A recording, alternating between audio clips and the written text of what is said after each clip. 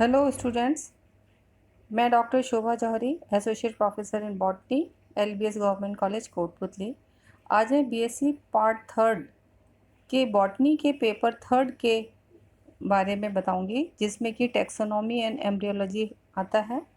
और टैक्सोनॉमी के अंतर्गत फैमिली पेपेवरेसी के बारे में आपको बताऊंगी। ये जो आप स्लाइड देख रहे हैं, सबसे पहले येलो कलर के फ्लावर्स की, ये प्लांट कहलाता है आर्जीमोन मैक्सिकाना। ये फैमिली पेपेवरेसी को बिलोंग करता है। ये प्लांट आपने रास्ते चलते अक्सर करके जंगली पौधों की तरह उगते हुए देखा होगा। इसकी लीव ज़्यादातर कंटीली होती हैं और येलो कलर के फ्लावर्स होते हैं। ज़्यादातर गर्मियों में ये फ्लावर करता हुआ हमें दिखाई पड़ता है। तो देख लेते हैं इसके मुख्य कैरेक्टर्स क्या क्या हैं। फैमिली पेपेवरेसी, इस फैमिली में 26 जनरा हैं एंड 200 स्पीशीज़ हैं, जो कि नॉर्थ इंडियन टेम्परेट रीजन में पाई जाती हैं।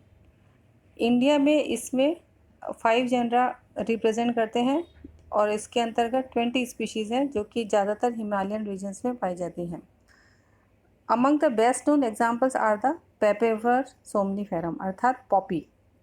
लेकिन पॉपी के बारे में हम बाद में बात करेंगे, पहले ये बात कर लेते हैं आर्जीमोन की ही। ये देखिए आर्जीमोन प्लांट है, इसका फ्लावरिंग प्लांट है। और ये जो प्लांट है आपको बनाया गया है, ये इस पॉइंट ऑफ व्यू से बनाया गया है कि आप एग्ज़ाम में इसको किस तरह से ड्रॉ कर सकते हैं।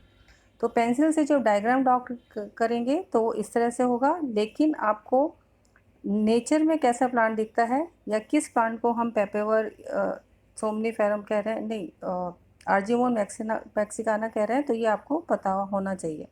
और इस आर्जीमोन मैक्सिकाना की लीव्स ऐसी होती हैं, इसकी फ्रूटिंग देखिए ऐसी है। और जब इस फ्रूट का डिहाइसेंस होता है तो ये नेचर में हमें इस तरह दिखाई पड़ता है, और जबकि डायग्राम में हमको ये इस तरह से दिखाए गए हैं। तो ये आपके दिमाग में पिक्चर क्लियर होनी चाहिए कि आर्जीमोन मैक्सिकाना किस तरह से दिखता है, और डायग्राम बनाते वक्त हम उसके डायग्राम्स कैसे बनाएंगे। आगे देख लेते हैं इस प्लांट के वेजिटेटिव कैरेक्टर्स क्या क्या हैं। ये प्लांट ज़्यादातर पेरिनियल हर्ब्स होते हैं, अर्थात बहुवर्षीय प्लांट्स होते हैं, और जिसमें कि मिल्की या कलर्ड लेटेक्स पाया जाता है। Species of Dendromecon and Bocconia are shrubs और स्मॉल ट्रीज़। ज़्यादातर प्लांट तो हर्ब्स होते हैं, लेकिन कुछ स्पीशीज़ ट्री फॉर्म्स में भी हैं। द लीव्स आर रेडिकल और alternate, exstipulate, simple and entire और मोर ऑफन lobed और डिवाइडेड। इनफ्लोरेसेंस या पुष्पक्रम, the flowers are solitary at the end of main और लेटरल ब्रांचेस और रेसिम और panicled as in some species of Meconopsis. The flower buds are often nodding due to the more rapid growth of one side of the flower stalk. Flowers are large and showy, complete hermaphrodite अर्थात bisexual, actinomorphic, di और trimerous and hypogynous अर्थात superior ovary. Sepals are 2 और 3 Argemone में इस प्रकार के हैं। Free होते हैं, united in Eschscholzia and imbricate in Corydalis. The petals are 4 to 6 Argemone में, biseriate, imbricate and often rolled on or coupled in the bud. Androecium consists of numerous free stamens in several whorls. The filaments are slender and the anthers are erect, diathecous, extrorse and opening lengthwise. ये सारे characters हैं Argemone Mexicana के। इस slide में मैंने आपको Argemone के ही androecium को दिखाया है। ये देखिए एंड्रोशियम पार्ट को दिखाया है। थोड़ा सा इसको लार्ज करके भी देख लेते हैं। देखिए इस तरह से ये सारे इसके एंड्रोशियम हैं, जबकि सेंट्रल पार्ट इसका गाइनोशियम होता है।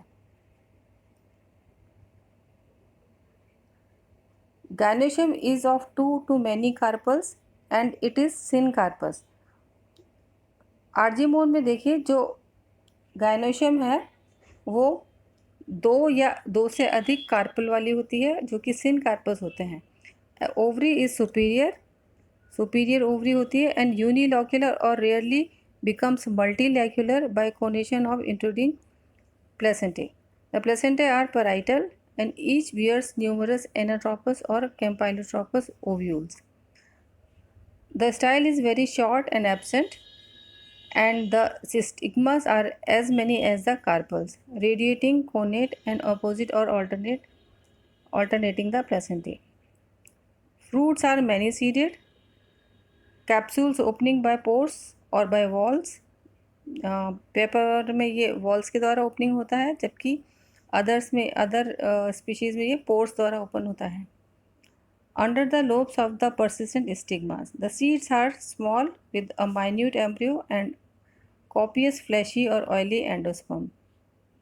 तो इसमें इस प्रकार से फ्रूट्स एंड सीड्स पाए जाते हैं. आगे हम देख लेते हैं.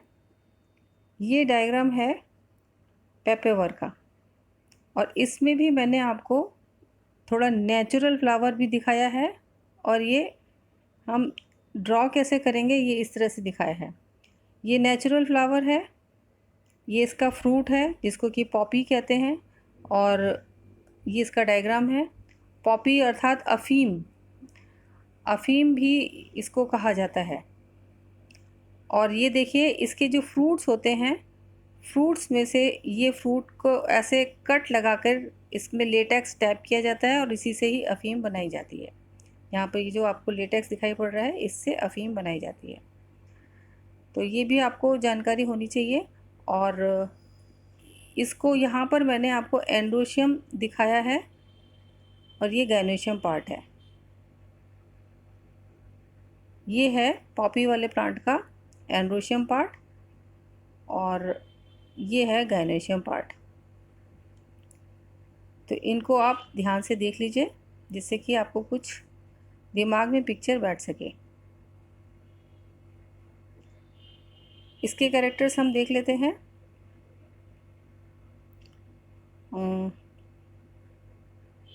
पेपेवर सोमनीफेरम, जिसको कि अफीम कहा जाता है, इसमें ये देखिए इसके फ्लोरल डायग्राम है.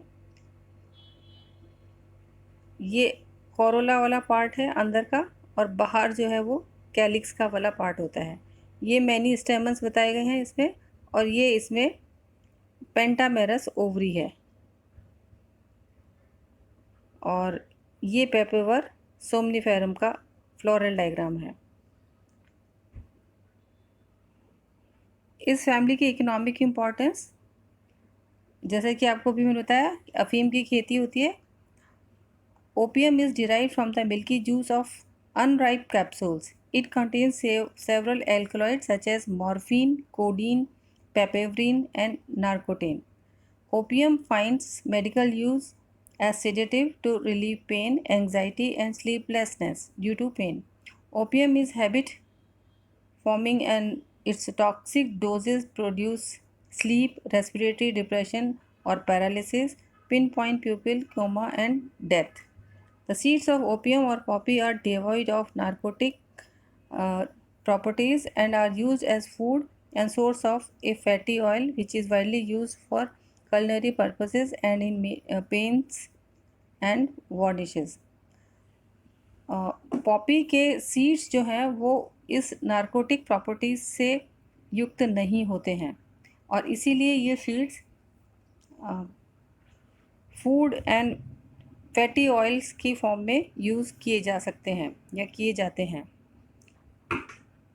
और इसमें पाए जाने वाला जो ऑयल है वो पेंट्स एंड वार्निशेस में भी यूज़ होता है. और ओपियम पॉपी के पल्प से जो प्राप्त होता है वो उसको रैपिंग पेपर में बनाने में काम में लेते हैं. Several species of pepper and some other genera commonly known as poppy are widely cultivated in gardens for their showy flowers. Poppy के फ्लावर्स को गार्डन्स में भी उगाया जाता है ऑर्नामेंटल पर्पसेस के लिए, जबकि लार्ज स्केल पे खेती करने के लिए इसकी सरकार से लाइसेंस लेना पड़ता है. ये देखिए यहाँ पर भी मैंने फिर आपको एक पॉपी का फ्लावर दिखाया है. थोड़ा इसका क्लोज़र व्यू है ये, इसको आप देखिए. बीच में ये कई सारे एंड्रोशियम दिखाई पड़ रहे हैं, कई सारे स्टेमन्स हैं और गाइनोशियम है। ये कई सारे स्टेमन्स दिखाई पड़ रहे हैं और ये बीच में गाइनोशियम है। तो ये है पेपरवर का flower. Papaver is also known as poppy. Various colours में ये पाया जाता है, red, white, purple, orange and spotted dark colours में भी ये पाया जाता है। इसकी फाइलोजेनी देखते हैं। The family is included in the order Parietales by Bentham and Hooker, whereas Engler and Pantel and Hutchinson treated them in the order Rhoideales, an order derived from the Rannales. Cronquist and Takhtajan place the family in separate order, the Papaverales. There are a few botanists who include the Humeraceae within the Papaverales. ये इसकी phylogeny है। Different scientist के अपने different opinions होते हैं on based on different facts. तो ये दो फ्लावर्स को आज मैंने आपको फैमिली पेपरवेसी के अंतर्गत बताया है, जो कि आपको अपने प्रैक्टिकल पॉइंट ऑफ व्यू से भी और थियोरी पॉइंट ऑफ व्यू से भी याद रखने चाहिए। Thank you.